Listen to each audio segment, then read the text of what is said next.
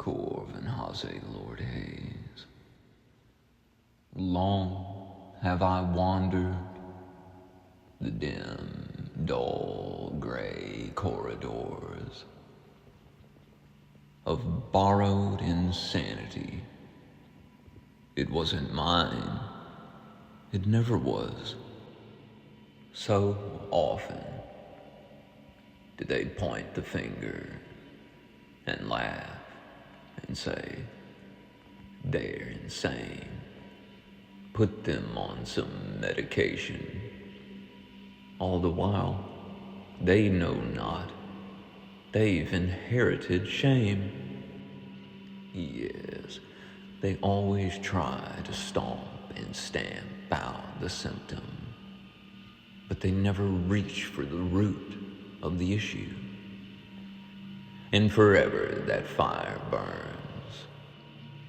They never even think to douse the coals.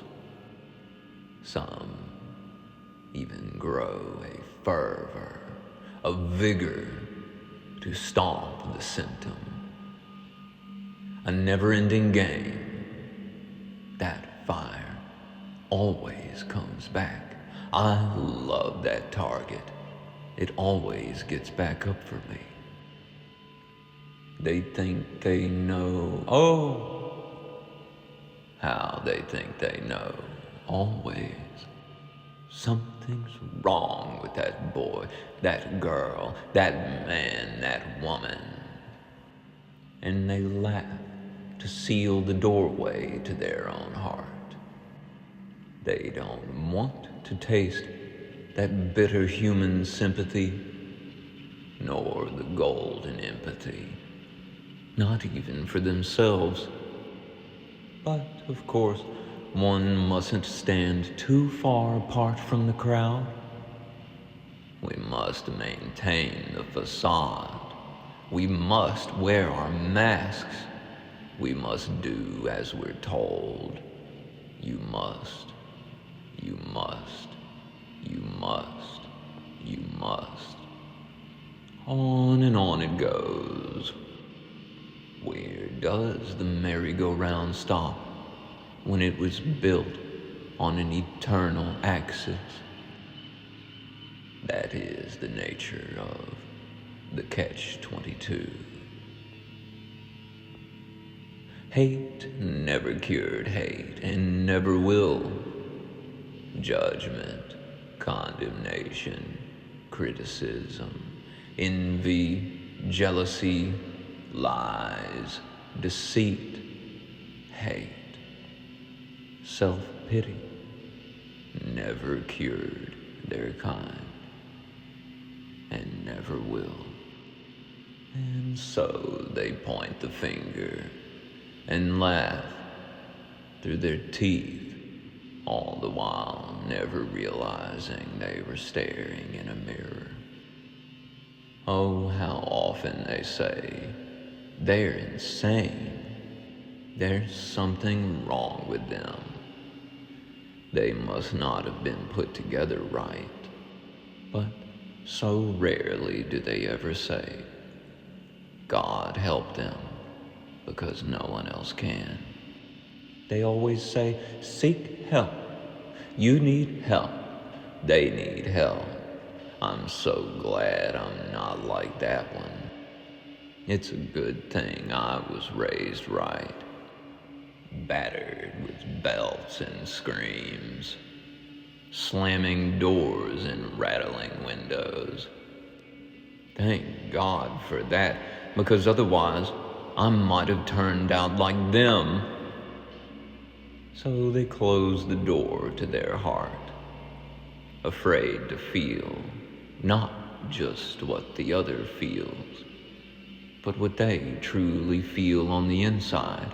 And so they bottle up, press down, push away any semblance of true feeling, turning away instead in favor of ink on paper, worry or fear. For misery loves company, dragging others behind it, with barbed wire gilded in shame and guilt, so that when they finally turn around to look at you, they can say, "I'm so glad I'm not that guy." And then when you call out, screaming in pain, "Stop!" they turn back to look at you and say, "Quit complaining." And yet, there are so many that say things just to get a rise out of you. They want to see you twitch. They want to see your foundation crumble like a sand castle at high tide, melting back into the beach. They mistake their ego for the ocean of life, whispering, "It's time to wake up." Yes, they want to see you wibble and wobble, shake and shiver. They beckon for you to reflect back to them exactly how they feel on the inside. But why do they need you to validate their feelings? Don't they do that for themselves? Obviously not. Only those with good examples validate their own feelings from the inside. Though one must be careful what they choose to believe, what they allow themselves to imagine, for there is a door named belief, and it is, as it so happens to be, the door to knowing, which, as well, is another door which leads to feeling. And once you feel it, you don't have to have faith anymore. You know it. Again, that means one must take care what they allow themselves to believe. Because after all, you can believe in anything. So says the almighty potato on my altar. That's a joke. Don't tell them that. Never mind him. He's a liar. You best pipe down there, almighty potato.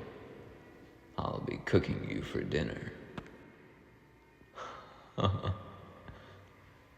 Oh, so few speak of the power of the voice. What is that they call it?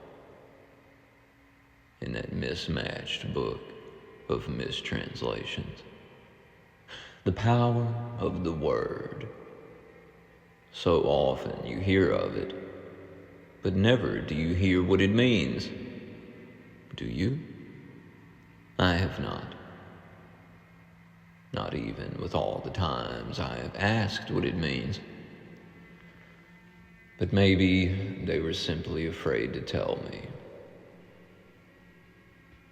Because I've always practiced my voice. Is that what they mean when they speak of the fear of God? Well, they even got that wrong, didn't they? The word they mistranslated to fear was Eeya, which means more than just fear. It also means awe, to be in awe of God. And God must be infinite, right? Some say wrong. They say that's not God. This is slicey, dicey, nicey, spicy. That's not God. This is dicey, slicey, spicy, nicey. It's good they get the practice, since we are, after all, the eyes and ears of the divine. The eyes through which I see God are the eyes through which God sees me. Who is God? God gave me a mind so I could think for myself. God gave me a heart so I could feel. Aha! The kingdom of heaven is within, the queendom of paradiso. The heart is the throne of love, and God is love, right? Some say wrong, God hates. Well, that doesn't make any sense, because hate is founded on ignorance. God cannot be ignorant, right? God did not build themselves on a shallow platform, did they? It, he, her, he. Who is God? Well, they say its name is I am. Be still and know I am God. I am that I am. What? But you're not God. Who gave you the divine clipboard? It's good to see you practice. You'll get there one day. I believe in you. Yes, the voice is power. The imagination is power. And so too is belief. And by the way, did you know? You can walk around simply believing in the idea of belief and beautiful things happen? Someone said once, that's insane. Well, tough noogies, sugar. I guess you'll never find out. But some of us have seen these things before, and we know. We know. Once a seed is planted, it will grow. Not all seeds sprout, of course, but something will come along and nibble it. Whether it is a rabbit or the bacteria in the soil. Anywho, did you know? Shame and guilt was very heavily integrated into society. That's why we have things like self-doubt and cringe. It's kind of like a cascade event.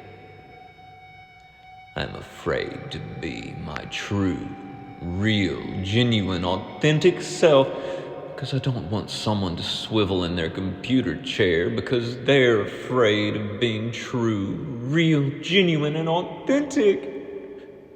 And we have to look out for the little motherfucker.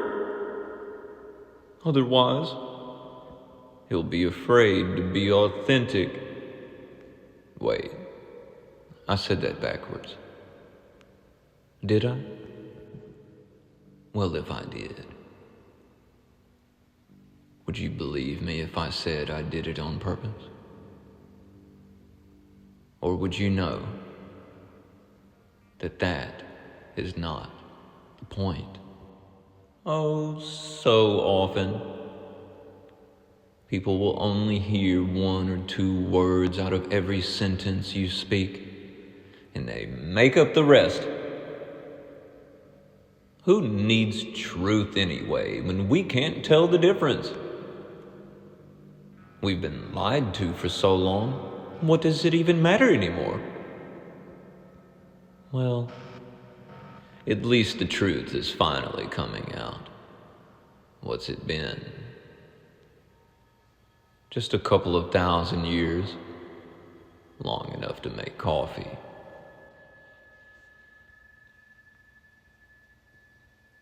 So, fear. That feeling, that sense that comes from the amygdala, that little tiny almond-shaped bean in the brain, only but a fraction of the whole being you are, and still does not hold a candle flame to the flame that which you are, your true self, your soul. Yes, some believe that souls do not exist. Someone said, "Do dogs have souls?" I said, "My dog is named Spirit. What do you think?" Yes, I know some dogs don't look like they have much going on in there. Some people are like that too. Seem like all they have is a couple of pennies knocking around up in there. It's good they have some kind of luck going for them, although I'm pretty sure it's not luck. Do you think they made it this far on their lonesome? No. Somebody loves them. And love is precious. Fear comes from the amygdala, and it is a poor master. Fear is no master. It is a minion, like a butler. There's something happening in the courtyard, sir. Is there? Well, so rarely you are right. But let's take a look, since you insist. Once again, there is nothing happening out there, Charles. You've been working too hard. It's time you rest. Yes, sir. Thank you. You're welcome. Finally, I can get back to my shows. If you hand the reins of your dominion over to the amygdala, you will get yourself caught in a feedback loop.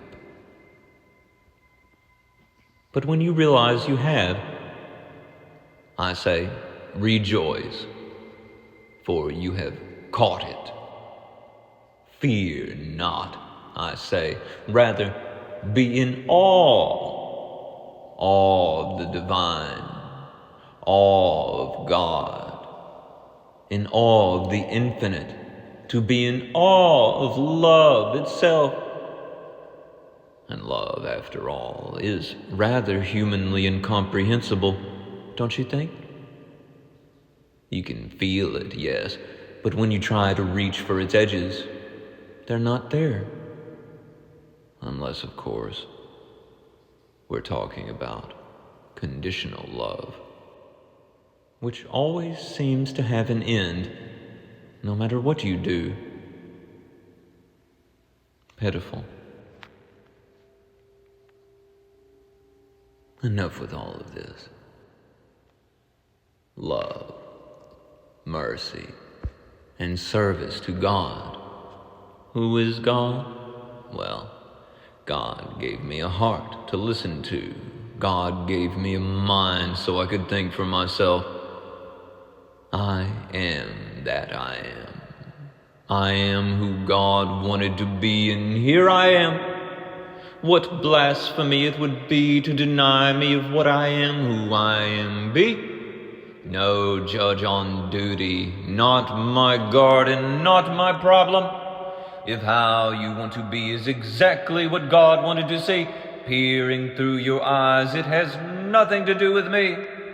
Not my loon, not my hog, not my spider, not my wolf. The eyes through which I see God are the eyes through which God sees me.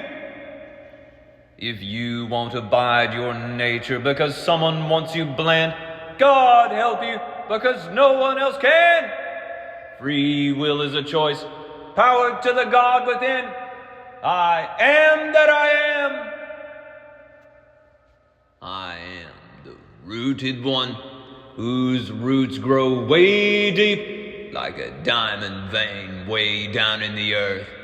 I am the conquering presence governing my mind, my world, my home, and my affairs. I am the master controlling presence, always victorious. Eeya! Good night.